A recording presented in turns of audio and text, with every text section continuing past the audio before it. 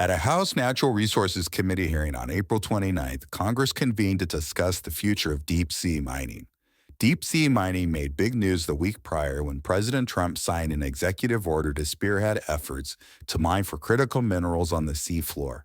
These critical minerals are essential for consumer devices used in everyday life. Companies like the Metals Company and Impossible Metals are leading in innovation in the field, and Congress is mostly bullish on the prospects. However, one congressman, Representative Ed Case from Hawaii, is not. He raised concerns about the environmental impact on marine life, with the witnesses invited to testify. It should come as no surprise that my concern is for our marine environment. I have introduced two pieces of legislation that would affirmatively place a moratorium on any domestic or international deep-sea mining until we know exactly what's going on in our ocean. So no surprises where I'm coming from on this. Mr. Barron, back a couple of years ago when you were questioned about concerns with environmental impacts of deep-sea mining, you stated in the press that where you wanted to mine is a quote-unquote marine desert. If you measure the amount of life there, it is measured in grams per square meter. There are no trees, no plants at all. You also said that your mechanism for deep-sea mining is blasting a jet of water to the nodule to lift it up.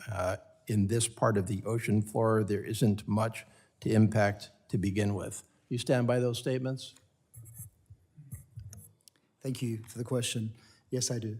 Okay, and what is the basis, the scientific environmental basis for your statements that basically there won't be any particular impacts from? Can you point to a specific study? Like you held up a bunch of paper there. Is that from the original act back in 1980, or is that more recent, or what's the basis for that statement? Well, I think it begins with the fact that if we think about all of the landscapes on our planet, and if we were to draw a bar chart, and on the right-hand side, you'd have an environment that has the most life that could be impacted, and that would be called our tropical forests. Yeah, what I'm asking for is, do you cite a specific scientific study? Yes. And where is that study for the basis for your statement? That's what I'm getting at. Yes, and I'll get to that in a moment. But I have a limited amount of time, so what I'm doing is I'm asking a very specific question. What is the scientific basis for your statement? Well, I'll draw you to my testimonial, where we cite all of, or many of the studies that have been carried out. And in fact, just recently, of course, I heard people refer to the DOMES study that was carried out back from the trials that were done in the 1970s. Okay. Our own studies, we revisited the area where we had collected nodules from in 2022. And when we went back a year later, we found that Formenfera in the tracks had recovered 30% to pre-disturbance levels. Okay, so are those your studies, Mr. Barron? Well, they're studies we fund. Your company's studies? They're studies we fund. Okay, yeah, they're studies you fund. And as far as the underlying environmental impact statement that you referenced, that was back to the 70s, which was related to the passage of the law in 1980 that we are relying upon today for our environmental protections. Is that correct, under the executive order? The trials were done in 1979, and of course, the study that went back last year was a broad range of funders, all independent, who went back on a study that was published only 2 weeks ago, I believe. Okay. He followed up by expressing his annoyance that Trump's executive order lacks any mention of environmental protections. All right.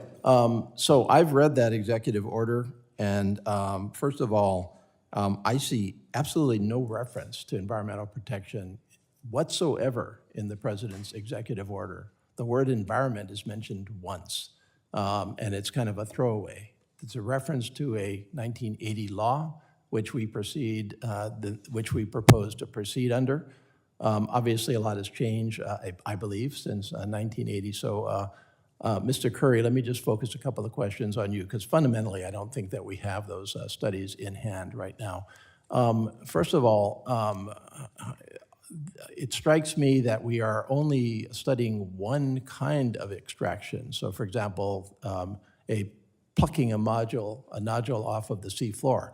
The videos I've seen show a big old clam shell dredge coming down, impacting going down deeper than 2 inches, by the way, and sucking up a bunch of the ocean floor. We also have the technique which is fundamentally strip mining the ocean floor and dragging stuff across it. Is there any limitation on what kind of mining we would be able to do under this executive order that you know of, or are we just focusing our studies only on one particular type of least intrusive impact?